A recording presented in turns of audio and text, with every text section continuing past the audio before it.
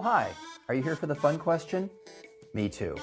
The Fun Question, a show where we explore the strange and powerful ways people engage in a life of fun. I'm your host, Dr. David Thomas, the professor of fun, coming to you from my hidden lair and back for another week of playful exploration. My guest today is Danielle Scroggs. Danielle is a certified therapeutic recreation specialist and founder of Adaptive Gaming Consulting. I invited Danielle because I've known about adaptive gaming for a long time as a video game critic through the work of the organization Able Gamers, but I realized that there's got to be more to the story than just specialized game controllers and making fun more accessible. So let's find out. So welcome, Danielle. Thanks for being on the show. Thanks for having me. So tell me a little bit about adaptive gaming. I guess it's about helping people play video games regardless of their ability, but is there more to the story? Yeah. I mean, I strongly believe that gaming should be for everyone, regardless of your physical or your cognitive abilities. You just want to make sure everybody can play. And most importantly, play in a way that's meaningful to them. Something that maybe you have some insight into as a gaming critic with Able Gamers is the previous thought of a game is designed a certain way by the developer with the expectation that you should play it the same way that I play it and the way that I designed it. When the reality is maybe someone doesn't want to play like that. Maybe they need it to be played on easy or played on extreme. Maybe someone wants to play in sneak mode versus attack mode. Or maybe someone just simply doesn't want to play in the same way. And so it's really important to have different versions or maybe accessibility features that allow all different kinds of people to play video games. I just think that video gaming as a whole is just it's really cool for a lot of different people to play. Yeah, awesome. What does it mean to not be able to play a video game you want to play because, say, the controller isn't something you can use, or the game design such that it excludes you? What does that do to people? Yeah, if you're not thinking about someone and what they might need, they're simply not going to be able to play, right? So I've had the pleasure of getting to work with specifically the Xbox accessibility team. And something that I really appreciate about them is their ability to think of the disability community as a whole. And really trying to include as many people as possible. One of the ways that they've done that and multiple other companies is by designing essentially kind of like a hub of a controller where someone can plug switches in and design a controller that is designed to fit their needs, right? And so, like I was saying earlier, everybody plays video games a little bit differently and in their own way. And someone with a disability may play with just one switch that they hit with their head. Someone may play with another player in a co-pilot type fashion where someone is helping them throughout the entire gameplay. Go ahead, sorry. No, that's super awesome. And in fact, I was going to ask you, maybe we could pick an example or two just to kind of bring to life, like what it means to be excluded from a disability, and then how you might work with them to accommodate them. You don't have to use a real person, but just, what does it look like for people that have never seen this before? Yeah. In the world, so I've spent 11 years working at a neuro rehabilitation. So my world really revolves around spinal cord injury and brain injury and designing controllers specifically for that population. And one of my most favorite things about building controllers for someone like that is the massive smiles that come back onto their faces. I have the ability to give them something back when everything has been, torn away in a split second. So I think what does it mean to have a controller built for you or available? It means a community. It could mean less social isolation. it could mean therapeutic growth with like just getting stronger and using different muscles, and it just means fun, right? Giving someone Absolutely. access to fun in a moment where they didn't have access to it prior.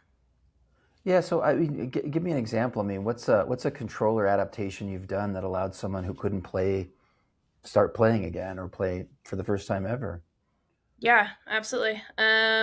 I call it a classic quad setup. It's just the most popular controller, the most commonly built controller in my world, and that's where I take the Xbox adaptive controller and I put it on a lap tray of some sort. It kind of depends on the person and what their needs are, and I attach two joysticks on either side, put them in an ergonomic position, and I actually spent some time with a couple of people who helped me design something called the FPS joystick, which stands for first person shooter joystick.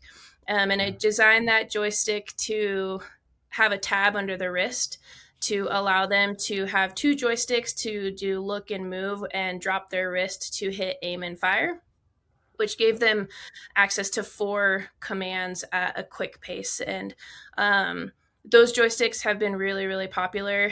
They were sold by Warfighter Engage for a period of time, and now they're being sold by a company called Evil Controllers. Yeah, and so yeah, that's probably my most popular and most common controller that I build. Right on. I mean, the people that you work with, is it mostly people that, as you say, maybe suffered a spinal cord injury and now they need adaptation? Are you finding people that never thought they could play and you're giving them an on-ramp? So at the neuro rehab that I've been working at for 10 years, my primary focus was spinal cord injury and brain injury, or is. I still Mm. work there full time. But with my new side venture with the adaptive gaming consulting, it's really for anybody with a disability. And that can vary from person to person, obviously. And so it may be cognitive where the controller just needs to be simplified. So they may have full function in their hands and fingers, but they may need it to be easier to play and easier gameplay. And then there's other folks who have disabilities that are new. And then there's folks who have disabilities that are maybe neurodegenerative that are going to cause them to lose more function throughout their life. And so having a controller that's easy to change with their body's needs. So I yeah. got you. I got you. What happens when they people have the motor skills, but maybe cognitive or something, they need the game adapted to them? How do you go about basically making a game work for the player rather than the player working to suit the game? Yeah, absolutely. So I look at a variety of things. If they're able to hit a variety of switches and it's not too confusing, I can actually utilize something called button mapping that's available within the system. So all of the major systems, Xbox, PlayStation, Nintendo Switch, all three of those have button mapping features available where you can go and put the switches where, or excuse me, make the buttons do the things that you want them to do in a certain position, or I can go into the accessibility features of each game. So, for example, Mario Kart, you can hop into there, and there's three settings at the top when you start a race, and there's auto steer or steering assist, I think it might be called. Hmm. Um, there's the auto gas. And actually, I'm forgetting what the last feature is called, but it's really nice to just be able to pop a couple of those features on. Oh, it's the tilt steer rather Okay, than right. a joystick. So, yeah, so there's a variety of ways you can adapt a controller, but a lot of people, when I'm teaching them about the adaptive gaming world, they have this misunderstanding that adaptive controller only means for someone with a physical disability, when really it can be for anyone, even someone who's aging and just moving a little slower. Great. Well, that's a great clarification. I think it's super interesting that you're talking about all these programmable kind of button mappings and things in controllers because those have been around for years. We used to call them cheat codes, right? Or Yeah. cheat systems. But I guess the cheat system for one person's adaptive gameplay for the other, right? Yeah, absolutely. I think there are certainly people who are utilizing adaptive controllers and console tuners and using them for cheating, which is unfortunate and does cause an issue in the adaptive gaming community. But thankfully, there's a lot of companies that are committed to helping the disability community. I am curious. You mentioned you've worked with Xbox. Do you feel like that the hardware manufacturers and the game developers, at least the big ones, are more open and responsive to adaptive gaming across the broad definition? Yeah, I can really only speak to the Xbox accessibility team. I haven't had the opportunity to work with the two other Hmm. major companies, but they have both released their own accessibility controller, so I can only imagine that they've got someone in there thinking about it. But yeah, I think something that I was just talking to them about this the other day, that I've just really impressed, that just this small team of people has such big ideas, and they're listening to so many people giving them so much input and so much feedback, and they're doing their best to incorporate as much of it as they can into their system. So it's been really cool. And they hop around from conference to conference, teaching people all about accessibility. They're going to game developers and they're advocating Hmm. there. Yeah, it's pretty impressive. Yeah, that's awesome to hear. I mean, what do you think is driving it? Is it just people actually realizing that there's a market there, or is it just a desire to do the right thing for people? I mean, what do you think is underlying it? Yeah, I mean, I think that there's a component of feel good. It really does feel good to get someone back into gaming, or to show them something that they didn't think that they could do. Yeah, So yeah. I certainly think that that might be a component of it. But yeah, it just is the right thing to do. Simply put, gaming should be for everyone. So Yeah, say more about that. I'm curious. I mean, someone who has any kind of a lack of ability in the world, you're talking to someone with a spinal cord injury, and maybe you're teaching them how to be able to go shop, or how to, use a computer to do email or something. Where does games fit into this? I assume you get a little bit of sideways glances of like, hey, there's more important things for these people to learn. So how does gaming fit into the world of life, and where does it make a difference? I happen to work at a hospital, a rehab that really, really deeply loves recreational therapy.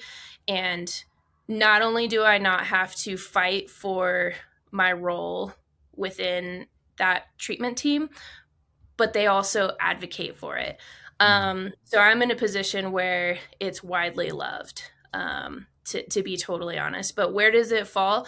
Yeah, each person is gonna need to learn about return to work and return to school and getting back on computers. And thankfully, there's a treatment team that works on that. And then, as a recreational therapist, we're able to focus on adaptive gaming. That is my whole part of my job. And then on the other side, I feel so passionate about what we're able to give to my patients, that with adaptive gaming consulting, I just really want to try to give to as many people outside of there that don't have the same resources that we have there, because it really makes a difference having access to something like that. Yeah, yeah. I mean, I can imagine it's, if buttoning your shirt is a challenge, being able to play a game must just be world changing to feel like you're back at life. And I do kind of wonder, I mean, in your experience, what does it mean to someone to maybe return to gaming or be able to game for the first time? I mean, they say that, don't they say that leisure is like one of the biggest indicators of having good long term quality of life. Okay. And uh, gosh, I don't know. Can you repeat that question one more time? I mean, I just wonder what it means to someone. Let's just say I've had an injury. I used to like to play games. Again, I'm learning to feed myself and just function in the world. And then I meet with you, and you help me set up a controller so I can play games again. I'm just like, what does that mean to me? I mean, like, what do people say? What have you seen? What does it do for them? Yeah, I mean, it's meaningful recreation. It's giving them something back. It's giving them something that's valuable. It's making them feel like they're heard and they're understood, and like we care, that it's important that fun is incorporated into to their lives. So I think more than anything, it's giving them access to fun. And maybe that's the deeper question. I mean, in your mind, like, why is fun important? You said it's quality of life. Like, what does fun mean to you? I mean, what does it mean to you as a recreational therapist? What does it mean to you as a gamer? Yeah. I people ask me often, like, I mean, you work at this hospital and there's a lot of scary things that happen. Do you not participate in those things? And I'm like, gosh, no. I probably think a little bit longer about whatever sport I'm doing, but the reality is that I am focusing on the quality of my life. And I'm reminded every day that things can change in a split second. And so I just really want to make sure that there's a variety of ways that I'm incorporating fun and love into my life. So yeah, recreation means everything for me. I really do incorporate it into just about every aspect of my life. So, like, fun is just a part of a well-lived life, I guess you're saying. Yeah. Yeah. Yeah, yeah, awesome. Back to the work that you do. I'm really curious. What would you say is the difference between something like this controller works versus this setup is actually fun? I mean, I can play the game versus no, I'm actually enjoying the game. Yeah, that was one of the frustrations when the Xbox Adaptive Controller came out. Was that it was released and it's these two big buttons and there's no other switches and not a ton of instructions, and it was a bit confusing for a lot of people. And so, yeah, out of the box, technically, that controller or the Access controller or the Hori Flex, all of these controllers technically work out of the box, but they're not really designed to meet the needs of everyone. It's just to really turn the controller on and get you started. And so, thankfully, these teams have addressed all of that, and they've released a lot more how-to tutorials and videos and all of these things. So, yeah. So the difference between building a controller that works versus that's actually fun is night and day. You see people like you could just hear them. They start yelling because they're getting frustrated or they're getting excited. You've got their headphones on, they're gaming with their friends and they're keeping up and they can play competitively. And I think that was the biggest driver for me when I was designing those joysticks was how can I get someone to play competitively? I'm aware that there are joysticks with a ball on top that give people access, but it doesn't give them access competitively. And Hmm. that makes a difference. That makes it more fun when you can play hard. Hmm.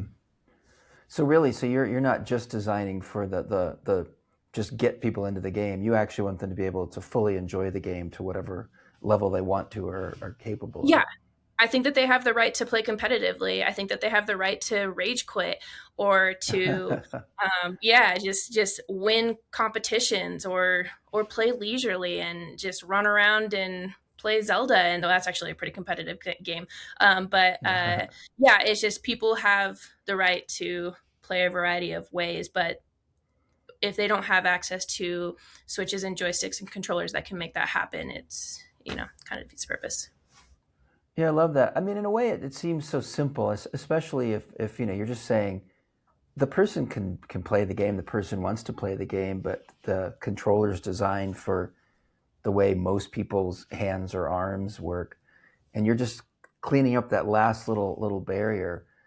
That's really remarkable, and it makes me kind of wonder, how did you find yourself designing these controllers? How did you find yourself solving that really specific niche? Again, at the neuro rehab that I work at, just an immense amount of resources. So that's really where everything for adaptive gaming started for me. It was about 10 years ago. I was voluntold at the time to help run this gaming program that was launching and needed to figure it out. And the controllers were, I mean, built in garages and it looked crazy. There were pieces and parts everywhere. I had to have duct tape and zip ties and all kinds of things. And so just throughout the years, I became very interested in it. I grew up playing video games and really enjoy them. I just really enjoy them. And so I became really passionate about that whole world. And so I just really started messing around with various things and really paying attention to my patients' needs and trying to make it happen. I just was really committed to it, and got pulled onto basically the team with the Xbox Adaptive Controller to kind of help give some feedback on that and the beta testing. And I don't know, I just kind of keep getting deeper and deeper into this world.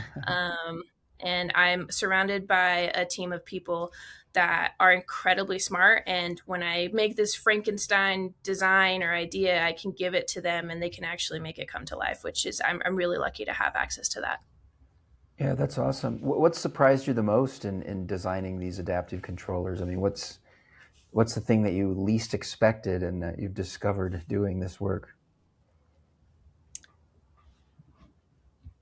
Man, I had a lot of thoughts go through my head all at once. I'd say the thing that caught me off guard the most was how confusing learning adaptive gaming would be for the general public and for other clinicians. Mm, So there are a lot of people who consider themselves not to be tech savvy.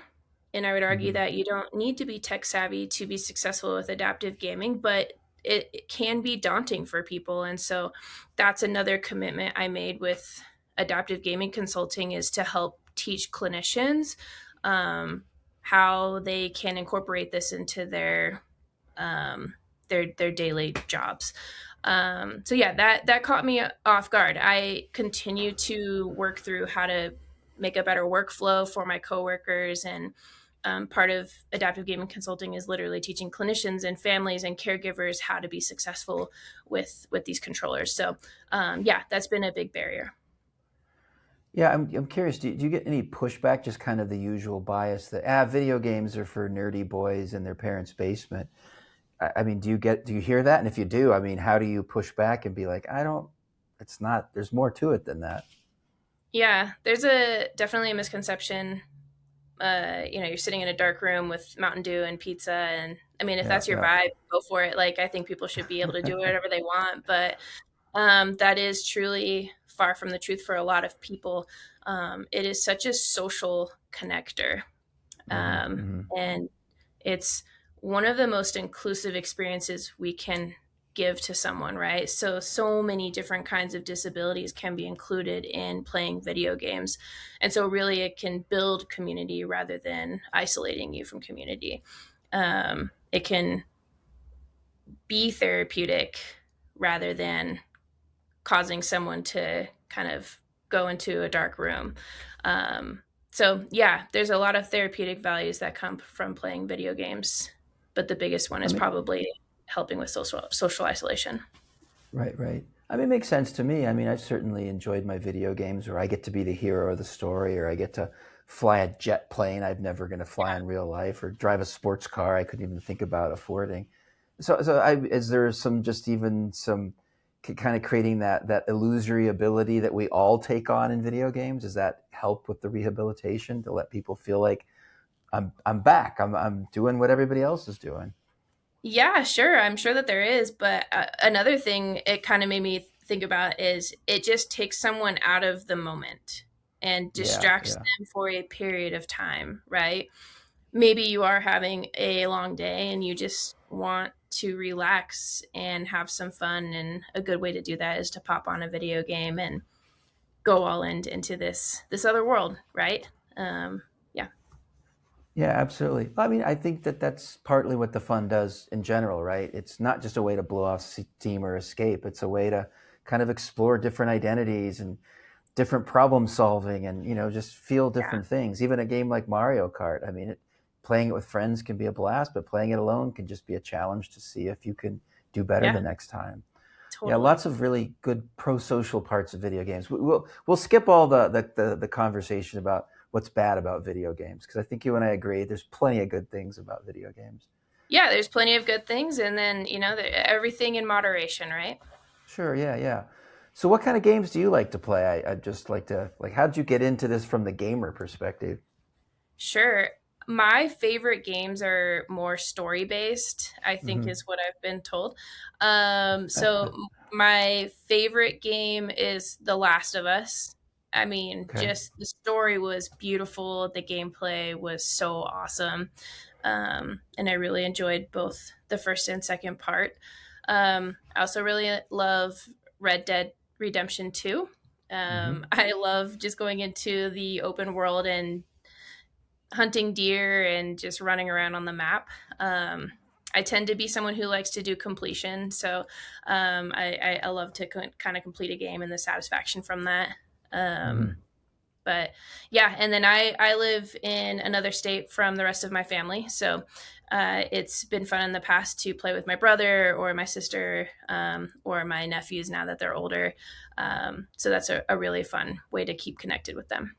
Right on. So I guess you bring a little of your own love of gaming to the solving gaming for other people. Yeah, absolutely. I do genuinely love playing video games. It's not something that I just do for work. It's something that I also do for fun myself. Yeah, yeah. In the kind of last kind of bit here, I'd like to talk about it. I like to try to bring these questions about what's fun, how do people have fun, kind of, bring it home for people that might be interested in this. And this is an interesting topic because some people are listening and they're like going, well, I don't have a physical disability. If they do, they can call you and you can help them, right? You've got that all set up. But what kind of lessons have you learned from helping gamers get back to gaming or helping people that didn't know they could game? What lessons have you seen there that you might share with other people who are trying to figure out how to have more fun in their lives? Yeah, I'd say don't worry so much about what other people are thinking. Yeah. Um, there truly is only this one life, and you'll. Oh, I had like I. What was I gonna say? Worrying about what someone else is doing for their recreation and leisure is just simply exhausting.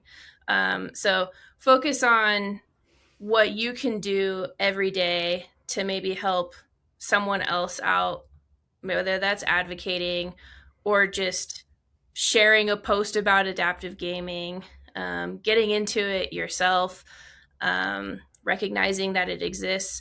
All of these little things add up, but the reality is focus on the recreation that you like to do, help advocate for recreation for others. And part of that might be gaming. Maybe it's adaptive mountain biking. Maybe it's underwater knitting. I don't know. But Yeah. uh, yeah, just focusing on making life fun. I think that's great. I remember many years ago, I used to write about video games for the Denver Post, and I'd go in and pick up my mail, and I've been doing this for years. And one day, out of the blue, the receptionist I walked past every day said, "David, I'm not a gamer," and I was like, "Oh, you play in solitaire on your computer all the time." I was Yeah, just like, it was funny because I think that sometimes people are afraid to be identified as something rather than just being like, "That looks cool. I want to yeah. give it a try." Yeah. My favorite thing at a conference when I first start teaching is I'll have everyone in the audience raise their hands based on an answer. So I'll ask the audience, how many of you identify as a gamer? And, a certain amount of hands will come up, and then I'll have them put them down. And then I'll ask, okay, how many people are not gamers? And then, a bunch of people raise their hands. And then I'll have my last question will be, and how many of you play Bejeweled, Right. Solitaire, and Fruit Ninja on your phone? And just about everybody will raise their hands. And I'm like, boom, you guys are all gamers. It's just gaming in a different way, in a different platform, in a way that's meaningful for you. So that's kind of how I like to start my conferences. No, I love that. I mean, I think that's a wonderful lens on this, which is, there's the mechanics of adapting hardware so people can play, but maybe it's more like just being open to different kinds of play, more embracing and more supportive of different styles of play, and I really love that. Um, so another kind of question, just to kind of close out the adaptive gaming, because I think that's such an important thing. I'm curious about this. It's like, is there something that you wish just most gamers understood about quote unquote disabled gamers? That they're extremely capable. They deserve to be there. And I'd encourage them to try an adaptive controller themselves Mm. and put it into perspective on how hard it is for someone with a disability to play at the same level that someone who's able bodied may be playing at. Um, yeah, I would just encourage them to be open to a variety of different ways of playing video games. It doesn't all have to look the same for everyone. I love that. That's awesome. All right. Well, that's the big questions I had for you. But now it's time for the lightning round. Just some random wacky questions. I'll give you like one sentence to answer these questions. So Okay. so whatever comes to mind. Okay. You get one game for 1 year on a desert island. What do you pick? Like a board game? Anything, any game. Video game. I'll give you the console too if you're gonna. The console. My very first thought was a game that I grew up playing called Spite and Malice or Rummy. Okay. You'd be there by yourself playing Rummy. So Oh yeah, you're right. It's just I'm by myself, huh? yeah. Shoot. Okay, wait, hold on. Let me try again. Redo. A game Okay. that I have to play by myself. I don't know. I guess I'd probably play Red Dead Redemption or something. Just yeah, spend the whole time doing all the quests, the whole Yeah, game. absolutely. Okay, so here's one that's kind of relevant, but still a quick one. What game is much more accessible than people think? Forza. Forza 6. Okay, race car game. Yeah. I just have to ask, why is that? They have a ton of accessibility features built into the game. Okay. Yeah. Okay, and then here's your last Actually, one. The Last of Us 2. What's Sorry. which The one? Last of Sorry. Us 2 actually has a ton of accessibility features built in as well. Okay, right on, right on. Okay, what game would you use to explain your personality? You don't have to explain it, but just what game would you choose? The Sims. Okay, hey, good call, good call. All right. Well, thanks so much. I'll have your, your adaptive gamer website in the show notes, and a bunch of other stuff. Thanks so much, and thank you for doing this work. I think that you are an ambassador of fun. You're bringing fun to the world, and it's a higher calling. I respect what you do so much, and I hope you keep doing it for many years. Thank you. I really appreciate that a lot, David. All right. Bye bye. All right. Bye.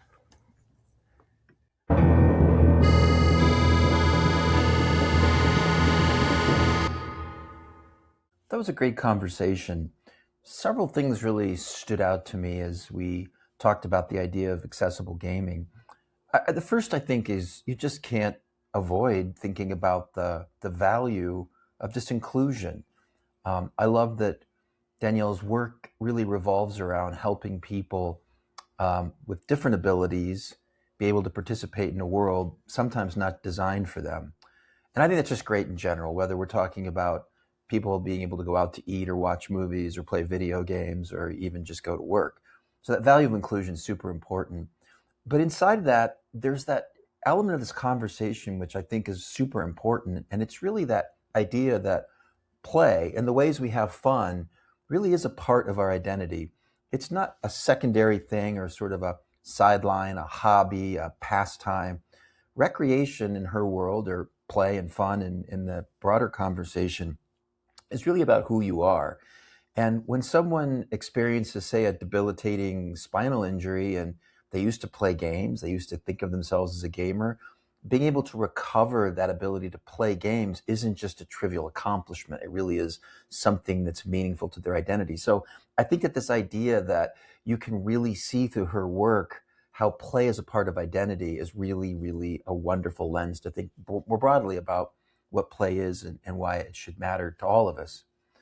And finally, of course, I mean, kind of part of the exploration this podcast is always looking at is, why fun matters and what fun is. And I think that she makes a really clear case that to her patients, her clients, to herself, play does matter, that the fun she has makes a difference in terms of social life, in terms of kind of interpersonally, how you feel about yourself, about your identity.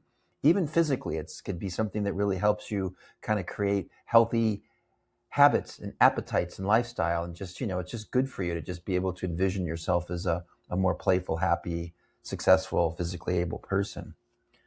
Now, I know that, traditionally we like to talk about play as the thing that we ascribe all these wonderful benefits to.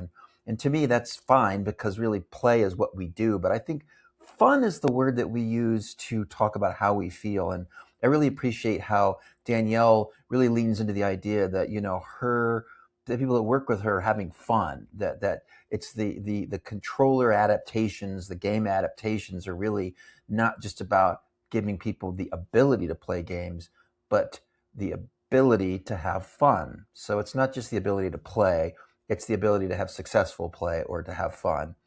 So I think that, in a nutshell, through the lens of adaptive gaming, through the lens of Danielle's work, I think that we can all see how important play as an action is in our life, but that it's really meaningful in the sense that it creates a fun, a feeling, an experience that connects us to others, that helps us connect to ourselves, that helps us just move forward in life and do things, is really the value. And I think that's just wonderful. And I think it's an interesting perspective on the world of play and fun. And I hope you find it as inspiring as I did. And yeah, maybe you should get out there and play some video games.